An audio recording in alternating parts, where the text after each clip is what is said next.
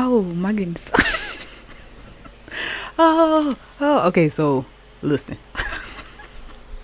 I tried recording this so many times. Okay, hold on, let me turn this down because it's a little loud in my ears here. Okay. Y'all, I done tried to do this intro so many times.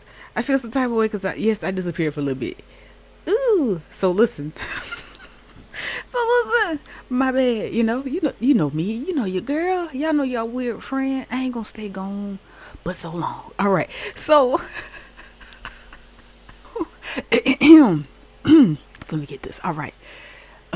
Yeah. So, welcome back to Love 24 Hours here, where we view content that either brightens or enlightens your day. I'm not starting over again. I'm trying to get through this. Okay, so listen. Okay, so yeah, so I do have some shout outs. I was gonna go into details, but I'm just not gonna do that because last time I said that I had this and that and the third, I dipped off. So yeah, so just wait and we're gonna all be surprised together. So yeah, so you know what, let me just go ahead and get straight into the shout outs. And like I said, as far as the future is concerned, we shall see. So yeah, but love you guys that is still here supporting your weird best friend.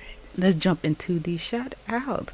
Okay, so first shout out goes to Eileen the Dream, my girl. So listen, yeah, I don't know what it is. It won't be soon, but when I do pick back up doing reads, I just got some other stuff y'all will see. But yeah, but once I start back doing readings, Eileen, let me know. Cause I will let you guys know on here as well as my other platforms. But Eileen, let me know if you want like a little mini reading or something like that, cause I'm gonna hook you up. The next shout out goes to TT Henderson 8341. So your username is similar to someone that that I know in my personal life. So I'm not sure if that's you. But hey, shout outs to you. Because if it's not you, then you were chosen today because of that. So hey, it is what it is, right? So yeah, much love to you. But if I know you, just comment that I know you. Don't say that. All right, so on to the next shout out. Next shout out goes to Lulu Bell 8631. Thank you for the love and the support. I appreciate it. Let's see here. And the next shout out goes to T-Mac 140. I don't know why I did that. I'm sorry. T-Mac 143. I was about to say 40. I don't know, y'all. I'm geeking today. Okay. And the last shout out goes to Brian B 929. All right, y'all. So yeah, so that's it. So I did a few more shout outs than I usually do today because I owed you guys that. Because I haven't actually been doing the intros the past few videos. Either I need to slow down. I talk so fast. But the past few videos has been, of course, it's been like the same pre-recorded intro and outro. So yeah, guys, I apologize for that. Well, no, ain't no point in apologizing for that either. It's just that I do like to, jump on here and, be the one that, okay, whatever. Anyway, so yeah, so without further ado, because I've already held you guys here in the intro in the beginning for quite some time, haven't I? But that's also what the skip is for. I'm just saying, do everybody else, everybody has that same feature, right? Like when you glide or when you scroll through, it shows you what you're skipping. So you'll see when the video starts. So yeah. So I don't get why people complain on anybody's video about their intro being too long or about this, that, and the third. Just fucking skip it, bro. People, I think they just you don't have to comment or voice your opinion on exactly every single little thing. You know what I mean? But anyway, whatever. Without further ado, let's go ahead and jump straight into the video, shall we? Well, the catchphrase, what that was all about, the revolution will not be televised, that was about the fact that the first change that takes place is in your mind. You have to change your mind before you change the way you live and the way you move. So when we said that the revolution will not be televised, we were saying that the thing that's going to change people is something that no one will ever be able to capture on film. It'll just be something that you see and all of a sudden you realize, I'm on the wrong page. Or I'm on the right page, but I'm on the wrong note. And I've got to get in sync with everyone else to understand what's happening in this country. This is a voice spectral analysis of a person that has elephant man's disease. Well, we took this woman's vocal print, and here it is. And this is what it looks like on a computer. And look at this high point right here. See it up above the rest of the voice? Can you see that? There's a giant spike in this graph.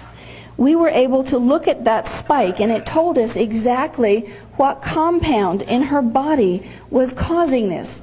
And it was an isotope of calcium. And an isotope is like calcium, but not quite. It's like when you make a batch of cookies and you got one little scrawny looking cookie that's really a cookie, but kind of weird looking and doesn't fit with the group. Well, that's what an isotope is in layman's terms. We were able to look at this graph and see what that frequency was, and it was this isotope of calcium. We gave her the opposite of it. Now, elephant man's disease is incurable. Her particular kind couldn't even be operated on. It was inside the brain. It was crushing the brain inside the skull, and there was a spike of it in the optic nerve. She was legally blind. Ask her to describe her pain on a scale of 1 to 10, 10 being the worst. She said her pain was 13. When we gave her this frequency as an antidote, as an opposite frequency, the pain was gone in about 3 minutes. She said it was the biggest shot of Jack Daniels she'd ever had. The calcium has dissipated. She's not blind anymore. And when she came to us, her doctor said, death is imminent. This is what we can do with this. We can look at your body and reverse disease. We can reverse the effects of medication. We can tell you what nutrients you need by looking at your voice this way.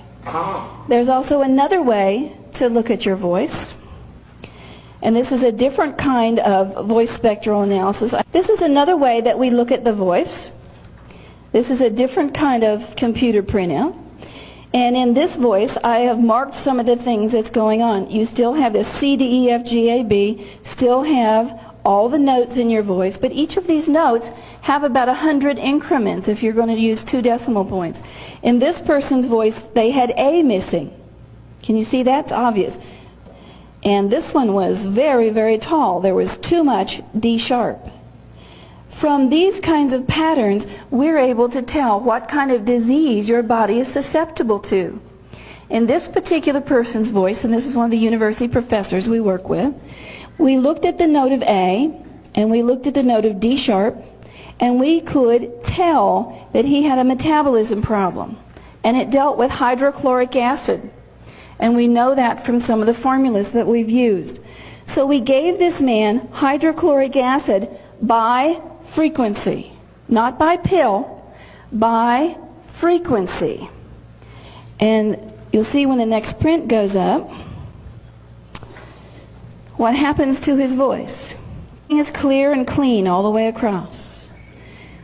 This is a vocal print of a healthy person. By frequency. Not by pill. We were able to stimulate the body to build what it needed, hydrochloric acid. Now this particular gentleman chose not to stay on the frequency. If he wanted to do that, we have a little box, a little machine that he could have carried around with him, but he chose to carry around a bottle of hydrochloric acid. So he pops hydrochloric acid, and that does the same thing for him, whether you do it by pill or by frequency. We cannot create elements, but we can create compounds. We can trigger your body to make what it wants, what it needs. I find this whole idea fascinating. What can you really do with this? Not only with this kind of metabolism can we look at it, we can look at all the muscle parts of your body. We've had people come to us that had muscles that were in stress, and we have been able, by trial and error, to put these ranges on the muscles.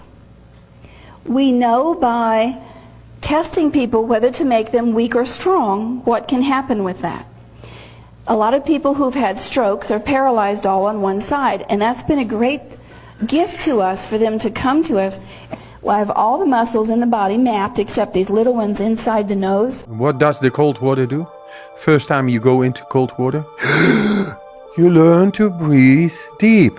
And that makes all the change. At a certain moment I became aware that if I was breathing deeper, slowly, and deep, slowly and deep, I was able to endure the cold much longer.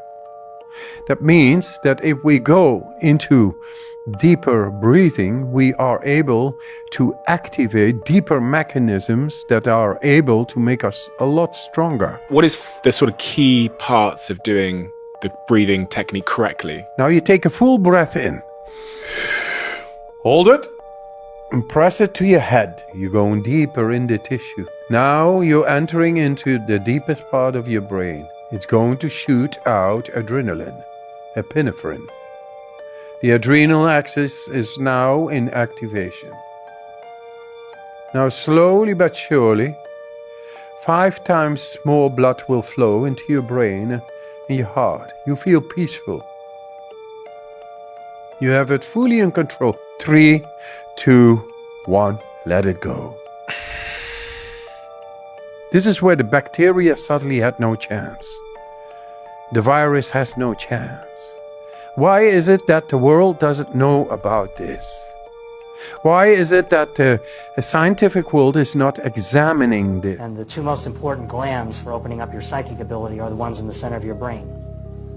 The pineal and pituitary glands. And they work together. But that's how you see visions. And the pineal glands, if you see like statues of Buddha, those you see where it looks like he's got all these knots in the top of his head, that's like a symbol of the pineal glands, showing that he's enlightened. That's, that gland is open in him, and that he's connected. So, once again, the best thing you can do is open that up. And the best way to open, there's different ways of opening it. Chanting, sound, pranic breathing, mudras, hand positions, things like that. But the most direct, powerful way possible is with energy, pure energy. So that's what you get here. That's what you all have. That's why you're in this relaxed, blissful state. We discovered that Target has entire shelves of shampoo that are all owned by the same mega corporations. I decided to go look at a bunch of other products that we put on our bodies and into our various holes, because we all get the sense that this is just the illusion of choice, but it's different when you actually see it like this. Like the whole shelf of deodorant at Rite Aid that has like 3 options that are not mega corporations, but several that are specifically branded to look like they're natural and legit, like Schmidt's or Tom's of Maine. By the way, the women's deodorant was the exact same story. 1 option hiding down there in the bottom. I went to the skincare aisles of several stores. They purposely brand it to look like it's medical and like doctor formulated. They advertise all over the place that it's trusted by experts, formulated by doctors that work for Procter & Gamble and trusted by experts that work at Unilever. Even at high-end beauty stores like Ulta, I only found 2 types of shampoo that were female or founder or family owned. The rest are owned by mega corporations and billionaire private equity, who I'm sure care a lot about your hair care and your health. They would never include carcinogens and toxic chemicals in their products. Obviously, all the class action lawsuits you can find on Google are just fear. But in some aisles, there are founder and family-owned brands made by real people that actually care about you, hiding amongst all of these other mega corporations designed to blend in. And so what I did is I started making spreadsheets and giving them out for free on my website with all the different types of, health and with all the different types of skincare, personal care products, shampoos, with lists of the different brands that we all consume on a daily basis and whatever mega corporations or businesses own those brands. Because I'm not trying to say that all of these brands are necessarily horrible for you. I'm just trying to say that when you buy these brands, your money is going to these mega corporations. And mega corporations pretty much all play by the same corporate playbook.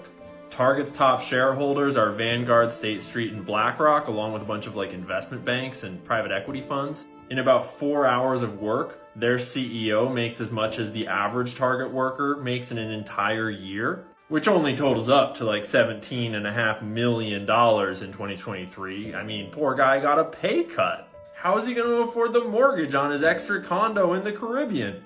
He might even have to sell one of the yachts. To be clear, that was a joke. I don't know if Brian owns any yachts.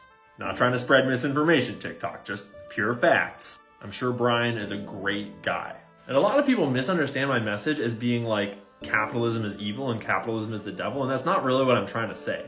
What I'm trying to say is that capitalism is what we make it with our capital. And when we all support giant monopoly mega corporations, we help to prop up this version of capitalism that is actually much more like corporate oligarchy. And we inherently have the power to change it, or at least to push on it.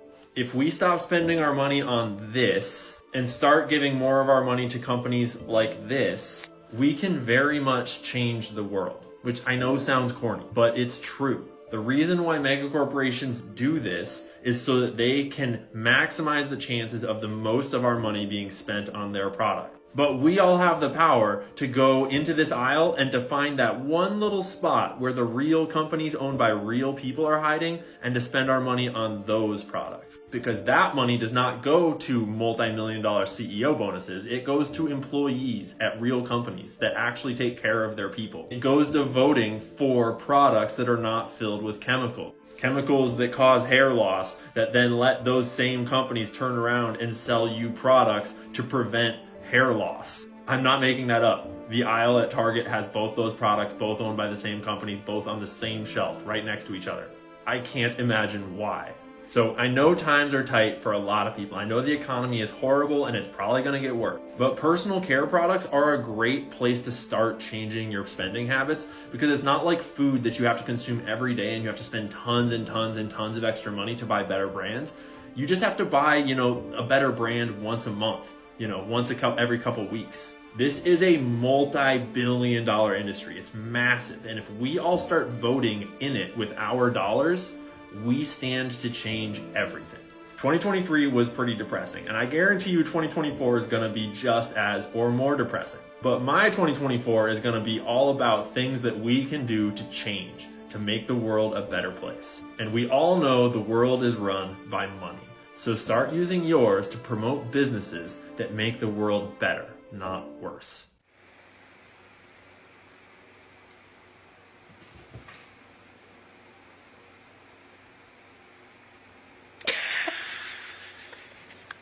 Well, as soon as he sees, he can fly. Put your seatbelt on. Let's go. Book reference. First place, Indians were not Indians at all. When Christopher Columbus landed in the New World, he believed he had found India. When he called the inhabitants Indians, he was using the term in its literal meaning. But the misnomer took hold, and soon all of the native inhabitants of the American continent were known as Indians. The term quote-unquote Indian therefore became used to include Eskimo, basket maker, mound builder, Aztec, Inca, Toltec, and scores of other native groups, as well as Algonquian, Tihuan, Iroquois, and other linguistic tribes of the East. Yet the languages and customs of these varied peoples differed as pronouncedly as our own language and customs differ from the Chinese. Pause. Columbus believed he landed in so-called India, which is here. This is North America, which includes all of these islands. All of this is connected. Let me show you something. Book reference. The continents are North America, South America, Europe, Africa, Asia, Australia, and Antarctica. Somebody might ask, why is that important? Because North America is its own continent.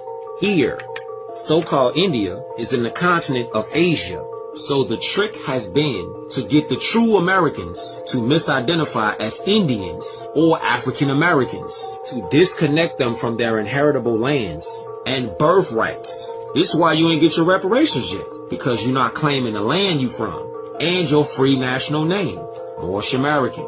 Watch this. Title 18, U.S. Code, subsection 1151. Indian country defined. Indian country, all land within the limits of any Indian reservation. Pay attention. Under the jurisdiction of the United States government.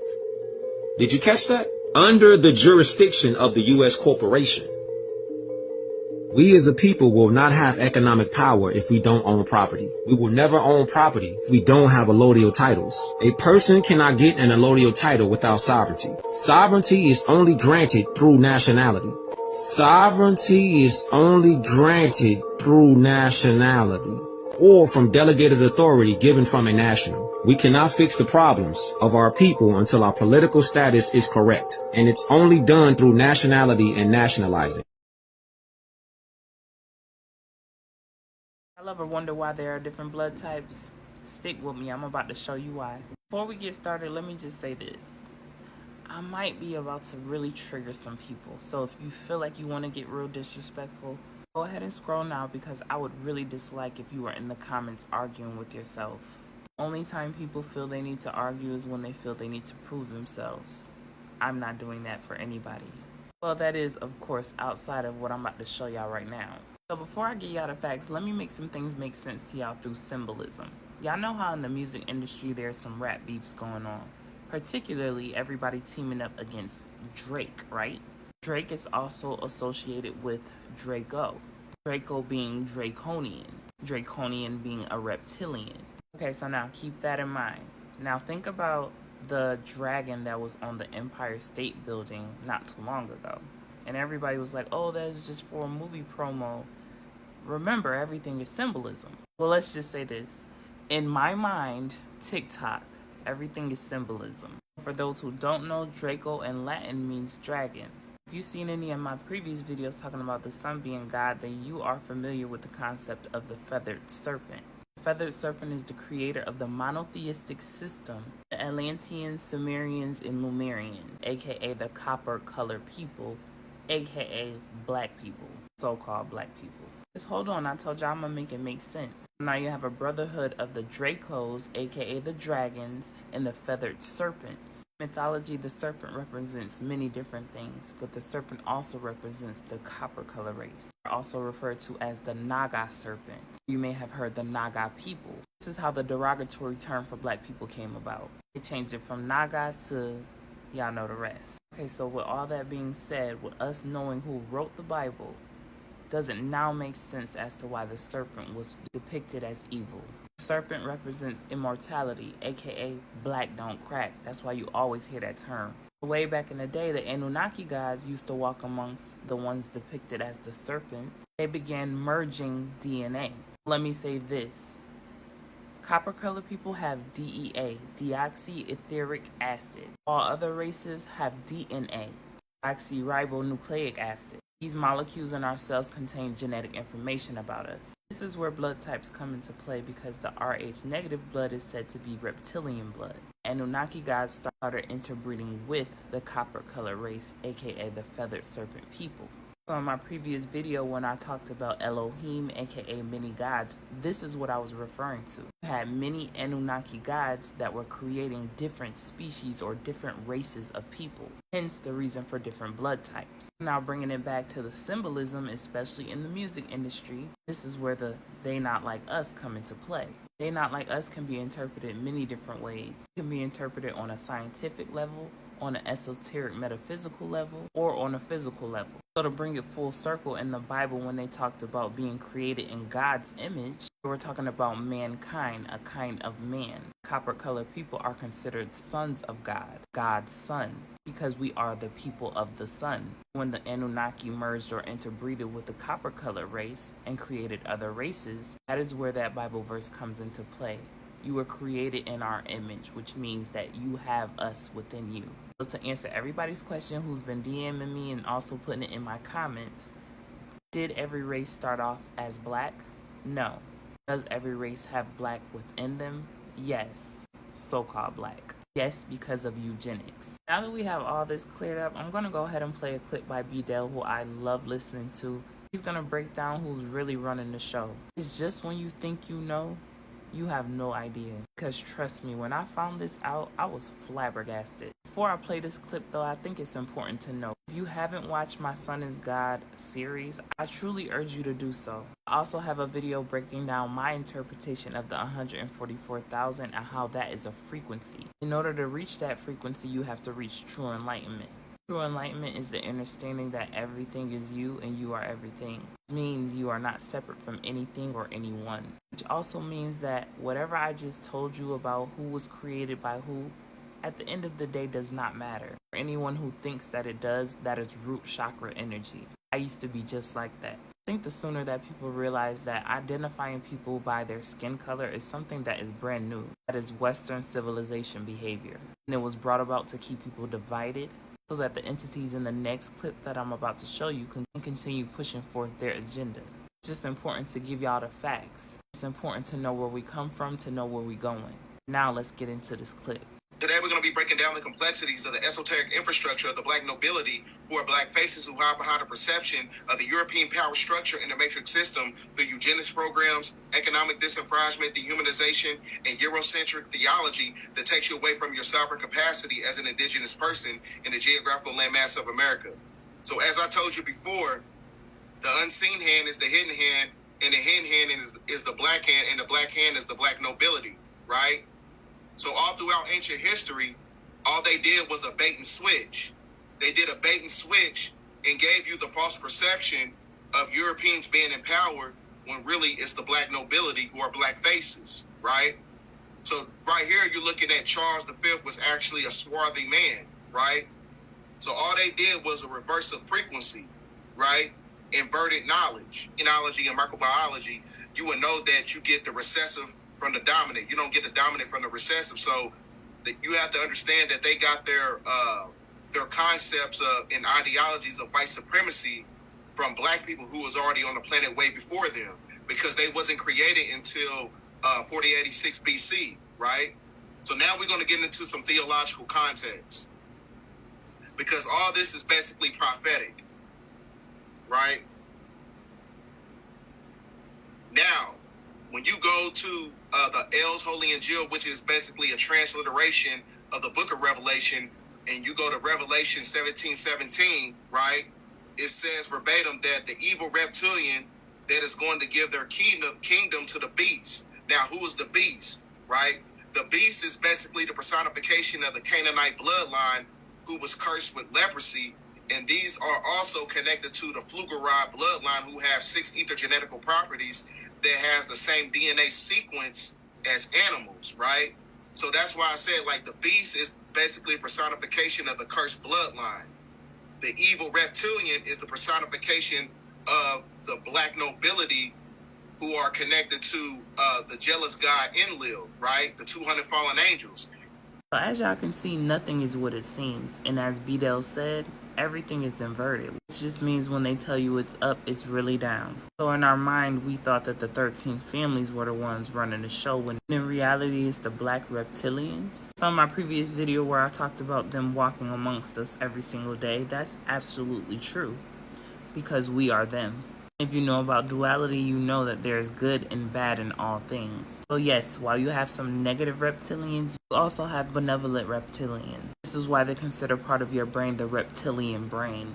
Reptilian brain controls our instinctive behaviors such as sex, aggression, and power. 3 very things that we see in our society on a daily basis. As I mentioned to y'all previously, the true way to enlightenment is through love. So whether you're an original being created by Grandmother Aya herself, or if you were created by the Anunnaki gods by the way of eugenics, the true and only vibration is love. So instead of worrying about who created what or who was here first, come to the realization that you will never be free with that mindset. When you really open your eye, you will see we are all fighting the same entities. That within itself should wake you up. Let me know y'all thoughts in the comments. Also, let me know if you have any questions. As always, peace, love, and light, and gratitude for watching. Every 100 years, there's all new people, baby. Every 100 years, all new people. The people we're on Earth with right now, this is our crew, okay? Whole grand scheme of the universe, all the time, all the space. The people on Earth right now, this is a tiny little group, man, and we get to be a part of it, man. I'm in the grocery store, I see a fella, I think, God damn, I'm on Earth at the same time as that guy, man. Cancers and tumors are good for you when the body has a bunch of toxins in them. Yes, it is. Now, how long should these cancer and tumors last? Until you eradicate all the toxins out of the body. We get rid of tumors all the time. I'm here. I mean, they know this. I'm here all the time. We get rid of tumors all the time, and the body gets rid of cancer all the time. I'm not a healer. I just help facilitate the healing. The body is a healer. I'll be ingenuous. I'll be disingenuous, and I will be on a high horse to say that I heal the body of anything. No, you have the power. Your body heals itself, and you can do this without buying herbs from me. That's how. It's not about the money. I'm a millionaire. It's not about the money. It's showing you who you are and the capabilities that the Creator gave you. A tumor. So for instance, if you're constantly eating foods that you're not supposed to be eating, whenever you eat these foods get broken down and get delivered to the cell. When the foods get broken down and get delivered to the cells eat these foods on a micro level. Well, just like you have to defecate and go to the toilet, your cells defecate. They just don't have legs and they're floating on an interstitial fluid called lymphatic fluid, so they poop on top of them cells. Well, what's supposed to happen is the lymphatic fluid goes through the body and it picks up all of the metabolic waste from the cells and take it to lymph nodes. When it goes to the lymph nodes, you have macrophages and bacteria that breaks this food down. When you break this food down, these foods turn into acid, so they got to go through these lymph vessels, go to the kidneys, and then you urine it out through something called urea. That's what your metabolic waste break down to, potentially urea and creatinine, and then you urinate it out, right? So this is the crazy thing about this, right? If the food you eating is mucus forming and is acidic forming, they start to burn the cell. When they burn the cells, it messes up the integrity of the cells, and then it starts sucking the oxygen out of the cells. So the cells are made to go in an anaerobic state. Anaerobic mean without oxygen. Aerobic mean with oxygen. So whenever the body goes through a stage where they have to proliferate or if they have to survive without oxygen, something sets in. It's called mutation. These are your 4 stages of detoxification, but the actual allopathic community will tell you that it's the 4 stages to disease. The first one is deficiency. So whenever you're deficient of minerals, whenever you're deficient of amino acids, or whenever you're deficient of oxygen, the next thing that sets in is actually adaptation. So since I'm deficient and my body is a healing mechanism, I'm going to adapt to my environment for I can live longer, right? So what's going to happen in the cancer stage? I need to adapt. All right, I'm not getting enough oxygen. Well, let me create these parasites. Let me create these anaerobic lactic acid so I can live without the oxygen. And I'm just going to start gathering all these cells up and putting them in a bag. And then I'm going to steal blood supply called angiogenesis. Now I got my own blood supply, plus I'm getting rid of all the trash. So now we actually see adaptation to the cells. Well, since the cells have to adapt, now they have to mutate to survive. So we have... Why you didn't tell me about the bridge? I did. No, you didn't. I did. No, you did not. I said stop. I don't understand what you be saying.